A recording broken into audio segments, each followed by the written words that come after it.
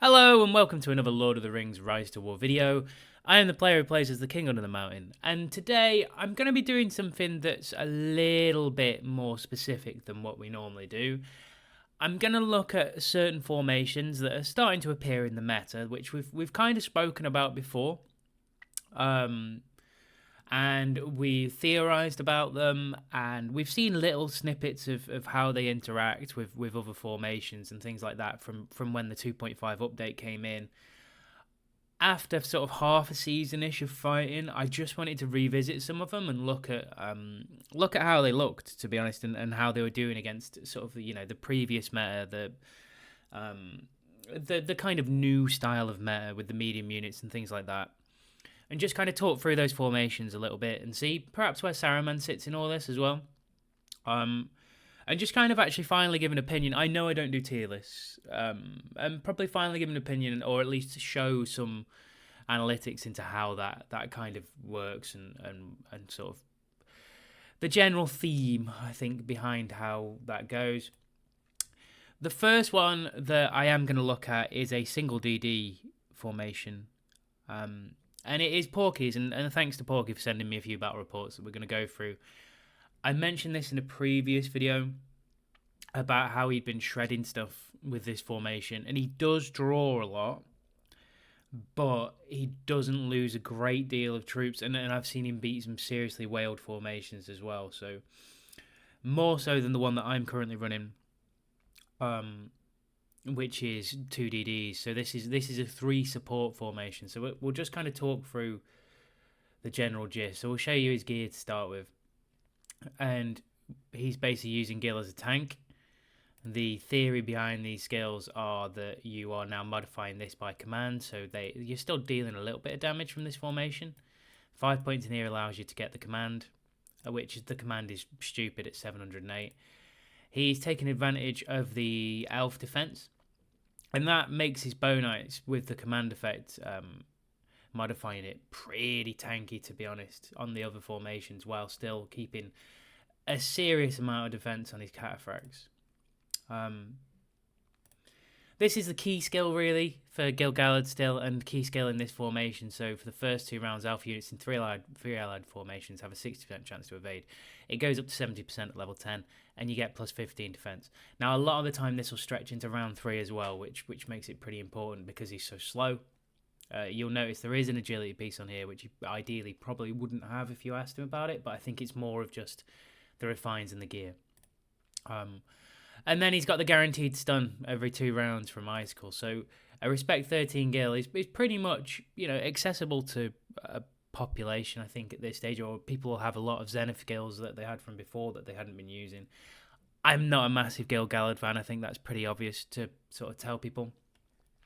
But in this build, he's really important and really good. So you've got the full Refine Lang with Fortitude. So you're taking 5% less damage as well. The interesting thing is he only uses a tier 3 unit that isn't a tank, and he's still getting good results.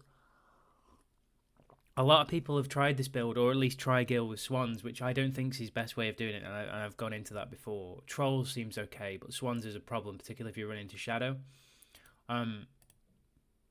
So for me, I mean, there's a disgusting amount of defense here, and while you're sort of taking those early hits, you've got a lot of evasive action as well, so that's the Gil part of it and how it interacts. So Gil with the evasion is protecting these 3 here. Now, if I was to go to Gandalf the White, which is the next kind of step in this formation, Gandalf the White's here predominantly for White Council. So you get 7 hits with this sort of focus stat modification. Now, taking a guess without going too far into the report, I would say this is close to 65%, something like that. Maybe a little bit higher of the damage mitigation.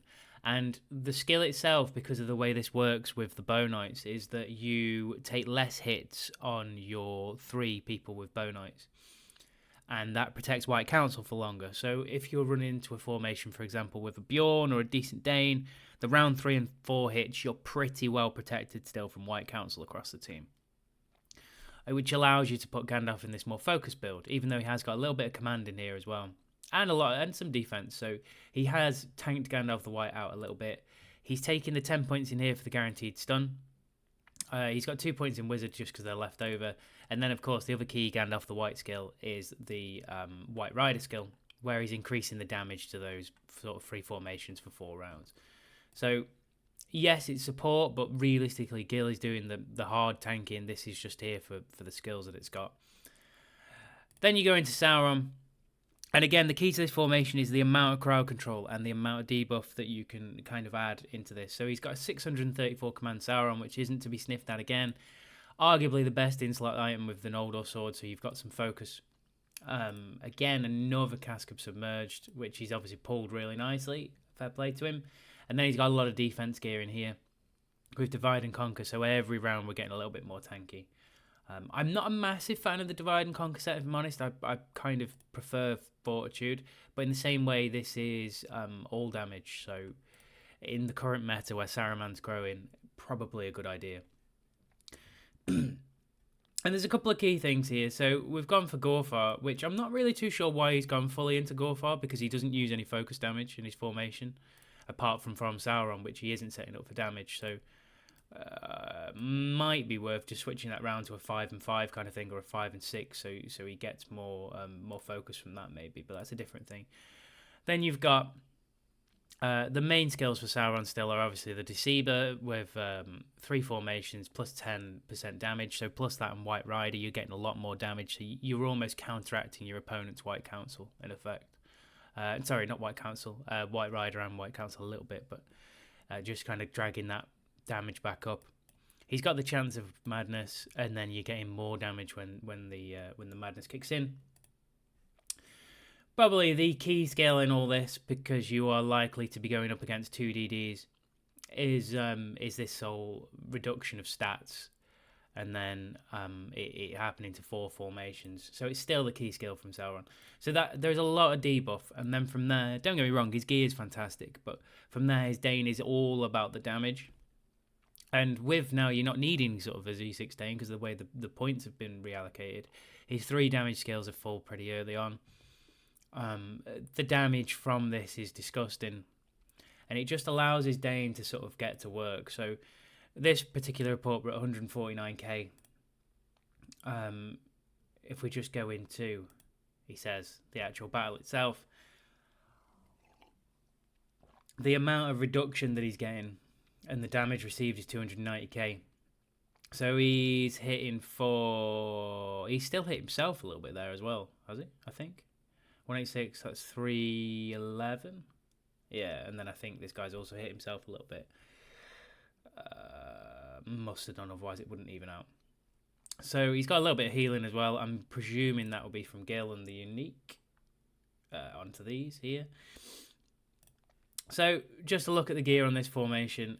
It's not to be sniffed at, you know, but he's picked up a very serious win here against what is now a quite meta comp in the Saruman and Dane formation. And we'll look at Saruman a little bit later on in the comp that I run, so we can sort of compare it a little bit and contrast.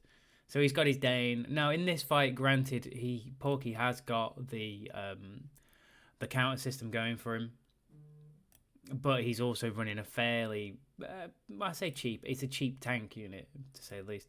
So he's got the win there. He tells me he struggles against Nazgul formations a little bit more, which I would probably expect, because you'll have something like the Nazgul skill itself, which is hitting through the evasion in the early rounds and getting to those squishy elves. So looking at this, and as you can see, he does take a lot of draws and he takes a lot of hits, but it's this fight in particular that's quite interesting. So again, he's got the counter buff, but the gear here is just full refine all the way. So it's a Z8 Gil. Interestingly set up more for attack, but that's more because of the more points. If it was me, I wouldn't run it this way around. I get he's got really high command, but the damage output, particularly when you're on Guardians, is never going to be great. So if you're running Swans, this might work quite well, providing you don't run into a Shadow. But attack Gil, I'm not a massive fan of. But if you look through this formation and the equipment, it's pretty disgusting, really. What I would say is in this, and I may just have a look, actually, I would assume that his White Council is probably still in place when Bjorn does Shapeshifter, but we can have a quick look at that. I haven't looked at this before. So where's the start of round 4? Round 4 begins. Let's have a look at when Bjorn's hitting.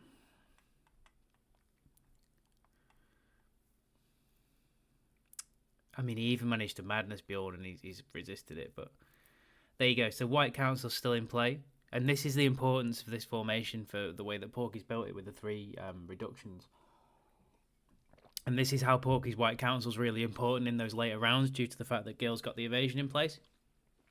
So this round where normally you'd see Bjorn absolutely hammer people, he's just basically hitting White Council. And it's a massive reduction to Bjorn's skill of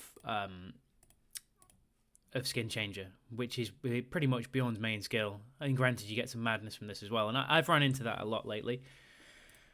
But like I say, this formation is pretty good, to be fair. And Porky's come out with over half his army left. Now, I get it's a counter system as well, but he's won that fight multiple times now.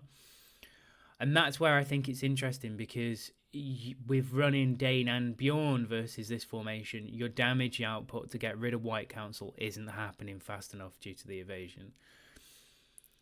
Again, this is where as well I'm starting to see that there is some variety in the game again, which is nice from these formations, because this formation here would counter another formation quite nicely, whereas this here kind of counters quite a few of the meta comps apart from the Nazgul one, really. I'm not sure if he sent me a Nazgul fight or not, actually, but anyway, he then takes the draw here. And again, this army is pretty whaley. So he's doing so much to keep his army alive early that he's then getting big hits out of Dane, which is nice.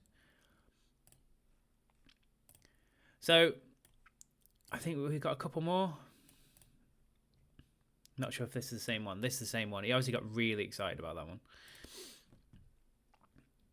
Then you've got this one here. So this is the kind of thing that we're talking about with the Nazgul formations. And so he did send me one. Thanks, Porky. So he struggles more against this. And my guess would be, without going too far into the report, because it's not, and it's full refined, unique Helm, which is always going to hit fairly hard, even if the unique misses, which has got potential to do against this formation. So you can counter this, the main skill of Helm, the unique, just simply by trying to hit Bow Knights and hitting the evasion, or by Gil's evasion.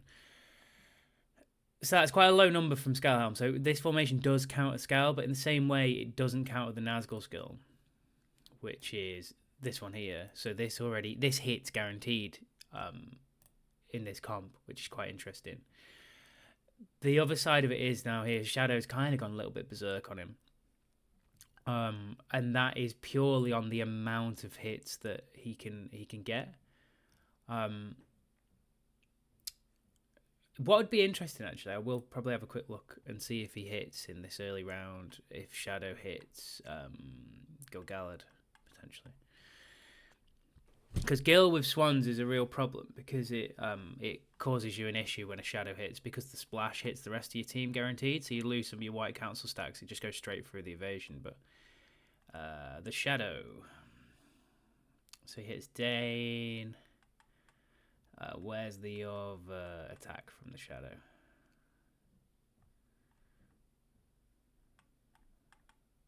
The Shadow attacks Gil-galad. Okay, so let's have a look at this. So yeah, so it's interestingly, I think, avoids all attacks. Okay,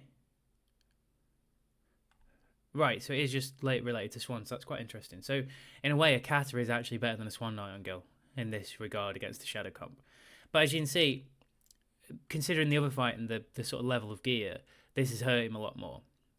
But again, it is a counter system again against him. So these tier 2 trolls now, the troops are actually now really important, which is another interesting factor. So that was kind of that sort of fight. Against that evil comp, he does struggle a little bit. This is a very similar fight. And again, he sort of took that half damage. And then you've got this fight here from not Funk, who is Funk. And again, you know, this formation's pretty absurd. This is only the B team on this account. But, you know, that's seriously impressive. And he has got the counter system. And Isildur with Swans is seriously hard to beat. So this army's doing pretty well. And I kind of lost a lot of health before he started as well. Gil looks like he died quite early. So if not, I think he'd have probably wiped him. So as you can see, there are different comps floating around servers now. But this one really important in how it tanks. And with him not losing as many of the medium units, he can actually stay in that medium unit meta, which is another great point. To analyse another one here, I mean, this is where he just... I don't think these three armies, with the greatest respect to him, are up to as much as what it is, but he's hardly taking any losses against these formations, whereas other people are probably losing 3 or 4k. And then he ends up hitting Rooster in the end, which is a great account. And even half full, again, he's got the counter system, but he's sort of keeping his troops alive a lot longer. You know, another really, really solid formation, and even at sort of half health. Whereas if I hit that formation pretty much half health, I would probably leave him at about 4.5k. I would think I might get lucky actually because there's no Gil in there. If I hit a Gil formation half full, I hardly do any damage. So again, this is just the first of the formations that I kind of wanted to sort of showcase a little bit. Again, another great fight here, and he just doesn't lose as much as other people.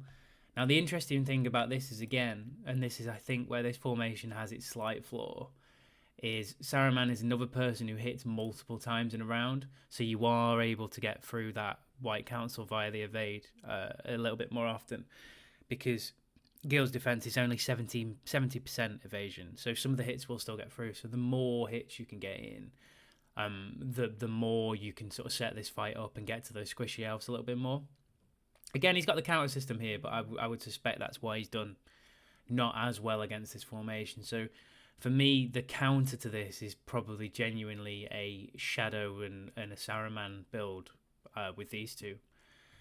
And I think that would do quite well against it. You will get away with this Dane and Saruman formation at a decent level, or a Dane and Shadow formation at a decent level.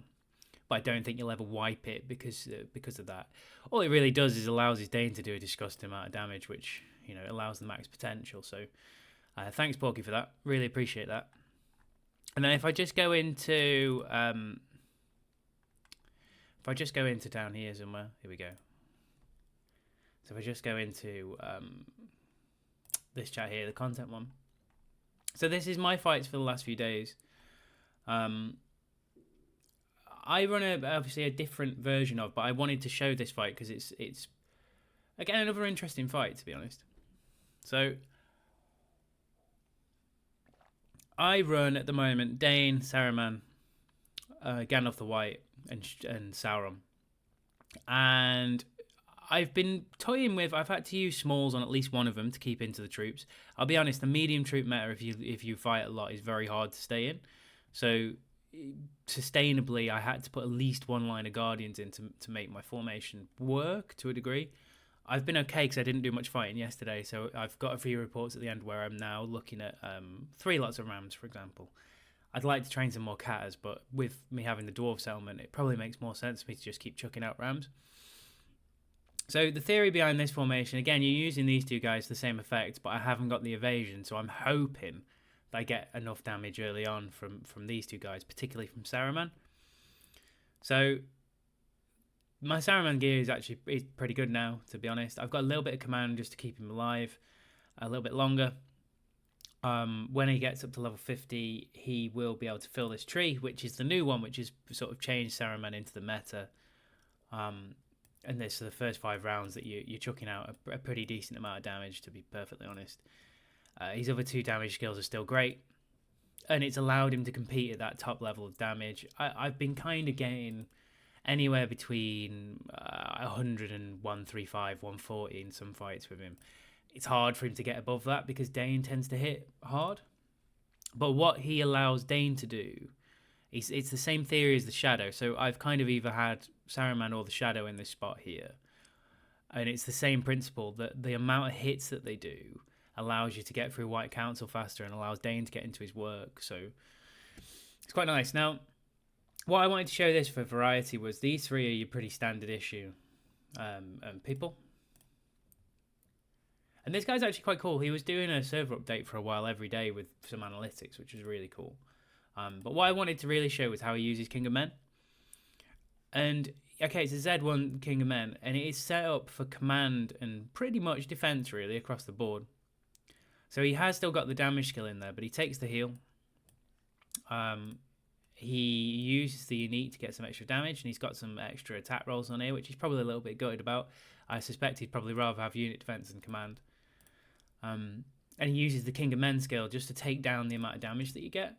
So it's an interesting way of using King of Men. I still personally think he's probably better in the damage build, or maybe I would get rid of the heal and fill this up and put 1 point in the heal, add a couple of damage weapons and a lot of defense in these two items here, or command helm and this chest piece, something like that. But he uses the 1.0 gear to get some melee defense in there, which is again quite nice to be fair. But then he can't use sets, so it's interesting. So he uses him to tank, but he allows his Dane. Same sort of theory as what Porky's formation is, but instead of Gil, he's using King of Men in a similar way. Allows his Dane to get out a lot of damage. I mean, that's a respectable result considering I pretty much outgear him. I know he's got the swans in there, and I've got a small, but I thought that was an interesting fight and an interesting way of using King of Men. So the other one in my formation, again, working through this, I use these two in the same way, and just to show, sorry, I didn't actually do that before, to show my gear, I am full defense on Sauron. I am kind of a hybrid in Gandalf the White between focus and some sort of reduction skills and a little bit of the agility set, because I think it's still important he's slightly faster than some things.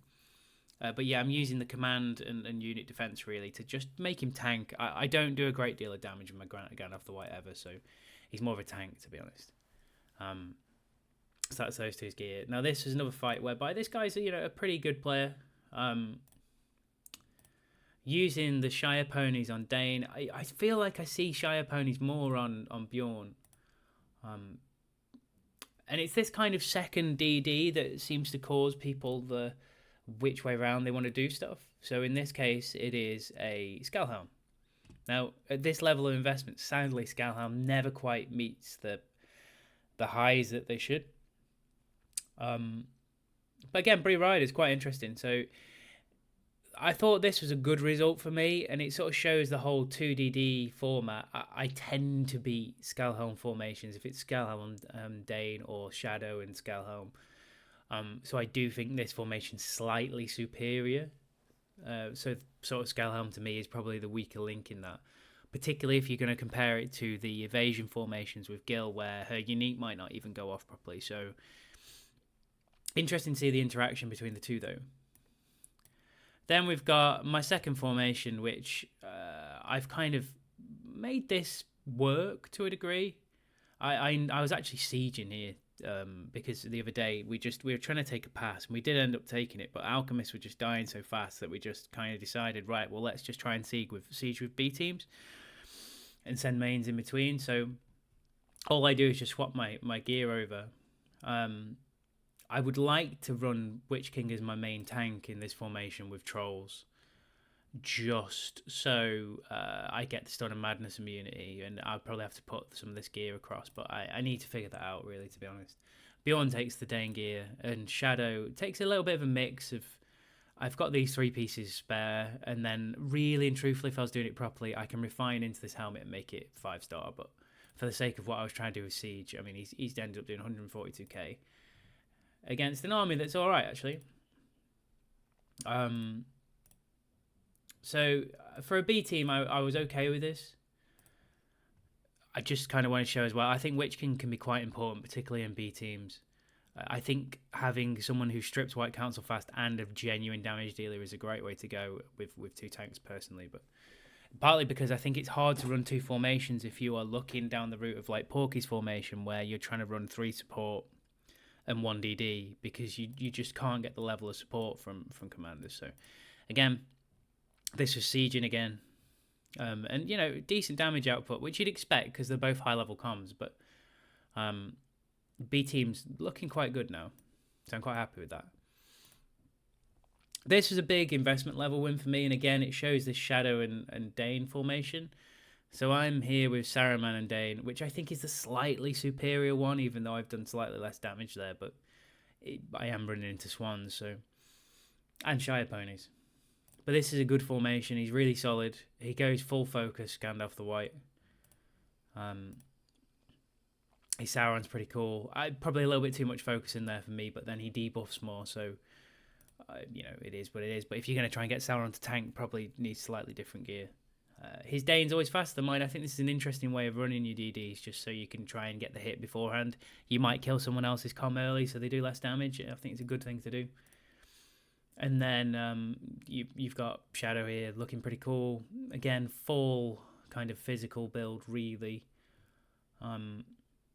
Decent damage output, and there's a lot of talk around Shadow's build and whether Black Numenorium should be full. I've tried it 3 or 4 different ways now, and I think you kind of get this middle approach is actually quite good. I'm not sure what I was in my B team at the time, but I'll have a look. So I've been kind of trialing this quite a little bit more.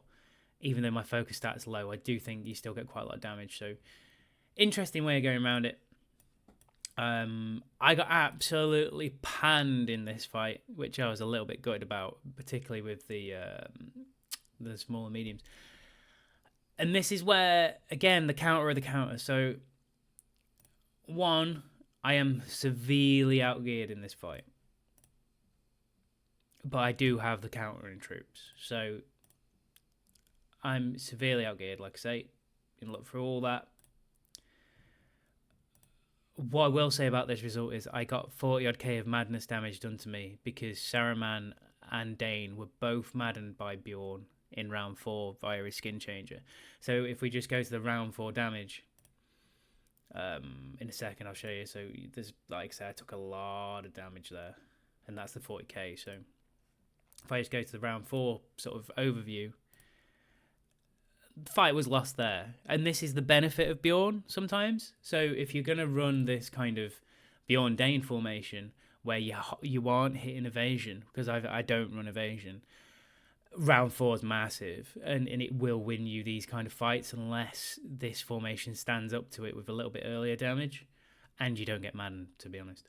Or your Sauron maddens their Beorn and they just pew their own army, which is a big problem with Beorn. But so that's kind of the old meta, which I still think plays a great big part in this, and I do think it's still very, very solid, particularly with the ability of Beorn when it hits. It's crazy, really. So that was an interesting fight that made me walk away with my tail between my legs. And the last few, I'll go into this one first, because I think this is the same formation. So again, gear-wise, it's solid. It's not the not funk. Double negative makes it positive, right? So it's not the not funk level, but it's still solid. So generally, I would say that this formation wins out against this one because you're getting more damage in early. And again, Saruman with the sort of respectable level. So that was a good fight for me. Then you've got this one here with Aegon. So Aegon's a little bit disgusting in the realms of his formation. So he's getting some evasion from the Undying, but we'll go through it. So this was with Smalls in, and it came out even, but he would have definitely panned me in the draw because I've lost White Council. I've lost my main damage dealer. He still has evasion. He's got the Scalhelm's unique still alive. So in the draw, I wouldn't have done any damage at all. So I withdrew from this, but this is his gear. So he's got Z3 scale with full refine unique. With me not running elves, this hits me really hard in that first round. He's got the Great Beast in to take the hits, 670 Sauron, so he's basically tanking with Sauron, same as everyone else really in that regard. His Undying is being run for the evasion, but he's also got some damage in there. Weapon Master's an interesting skill. I do think, like Nazgul, this should go off pre-battle though, so you can't evade it, because I think that would then make Undying pretty impressive. This stun's quite nice as a chance to have as well over the formations. And then he's got the Undertaker skill, again, to clear White Council. So in this fight, he is stripping my White Council, I would say faster than I'm stripping his, because he's also got Saruman in here. Again, a respectable Saruman. So Yeah, interesting fight. So with the small unit, I lost this fight, even though it says draw and the health bars are a little bit different. I've lost that fight. I'd never win the draw. Whereas the next fight, because I've got so many mediums, I switched to mediums and I won fairly comfortably in the end. And the main difference is literally the fact that I've got that extra bit of defense debuff and things like that. So, but his scale always hits me hard because I haven't got any evasion. So it's just interesting to see. This is the troop counter side of it as well. But this, if you're fighting all day for both sides, is not sustainable. So you'll see a lot of small units filter in at that point. So that was kind of the two sort of ways, or 3 or 4 formations I wanted to look at, and I think troops come into it in a big way also. There is a school of thought, and I'll just kind of show you it because I haven't got any reports to show on that. That due to get through the evasion of Gil, you can try and counter him with a Gimli, for example, with the unique, which is giving you this whole. It used to be called Pursuit, it's now Keen Eye skill. And that's great because you're hitting early and you're actually damaging the elves and you're getting rid of some White Council. But truthfully, you're not clearing White Council fast enough. That's what I was trying to say. I think with the Gimli at the moment, sadly, to actually make an impact. And I don't think in my head, although I keep trying to have people prove me wrong, I don't think Gimli's quite at the level of a Dane or Beor just yet. They do very similar things. So for me, at the moment, Porky's formation looks probably the most solid one for you will take multiple hits. If I'm going to stick my neck out, I do think Law Meta, as he likes to call it, is probably the best formation for a single hit against all formations, which is Dane, Saruman, Gandalf the White, and Sauron. I do think that's the best for just literally, if you're going to take a pure hit from anyone, you don't know what you're hitting blind. I think that's probably the best because the others have got counters, same as this one's got counters to it. But the damage you output and the way you strip White Council generally is pretty impressive. I still think Shadow's somewhere in that meta. I think it's very difficult though, and all the players I've been seeing lately have been playing around with these two to see whether you go more physical or whether you go more focus. Going more focus heavy on the gear didn't work very well for people, so it's just a case of you have to leave him pretty physical, but he will have a focus element to him. Witch King I still like, and I think if you were playing purely evil, I think Witch King's definitely in that formation with Sauron, just for the disgusting amount of debuffs that you get through. So that's pretty cool. And that's kind of everything that I wanted to touch on.